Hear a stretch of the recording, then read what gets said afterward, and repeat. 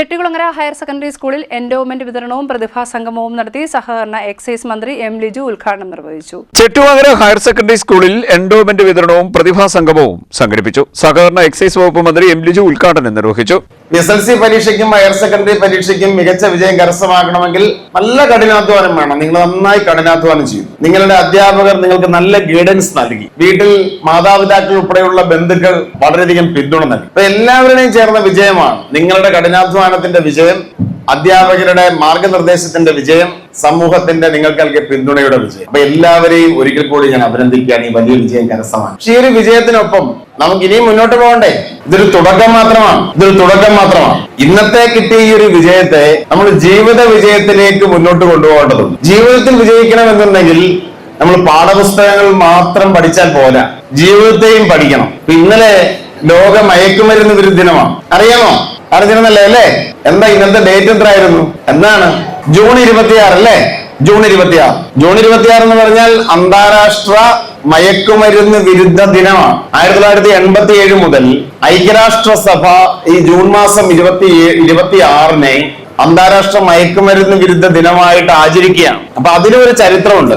കേട്ടിട്ടുണ്ടോ? Opium wars എന്നൊക്കെ പറഞ്ഞാൽ, ഓപ്പിയം എന്ന് പറഞ്ഞാൽ കറുപ്പ് എന്ന് പറയും. കറുപ്പ് യുദ്ധങ്ങൾ എന്ന് പറഞ്ഞ് ചരിത്രം പഠിക്കുന്നവർക്ക് മുമ്പിൽ ഒരു യുദ്ധങ്ങളെ കുറിച്ചൊരു ചരിത്രമാണ്. അതായത് ലോകത്തെ പണ്ട് അടക്കി ഭരിച്ചിരുന്ന സാമ്രാജ്യമായിരുന്നു ബ്രിട്ടീഷ് സാമ്രാജ്യം. ഈ ബ്രിട്ടീഷ് സാമ്രാജ്യം അവർക്ക് പണം ഉണ്ടാക്കാൻ വേണ്ടി എന്ത് ദുഷ്ടപ്രവർത്തികൾക്കും മടിച്ചിരുന്നില്ല. അവർ ഇന്ത്യയെ അടക്കി ഭരിച്ചില്ലേ?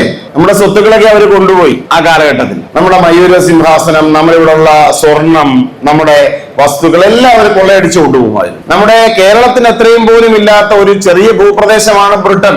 പക്ഷെ അവരവരുടെ ആയുധ ശക്തി കൊണ്ട് ലോകത്തെ എല്ലാം കീഴടക്കി ഈ രാജ്യങ്ങളെയൊക്കെ കോളനികളാക്കി അവരുടെ താല്പര്യങ്ങൾ അവിടെ അടിച്ചേൽപ്പിച്ചു. അതുപോലെ അവര് നടത്തിയൊരു വ്യാപാരമാണ് മയക്കുമരുന്നിന്റെ വ്യാപാരം.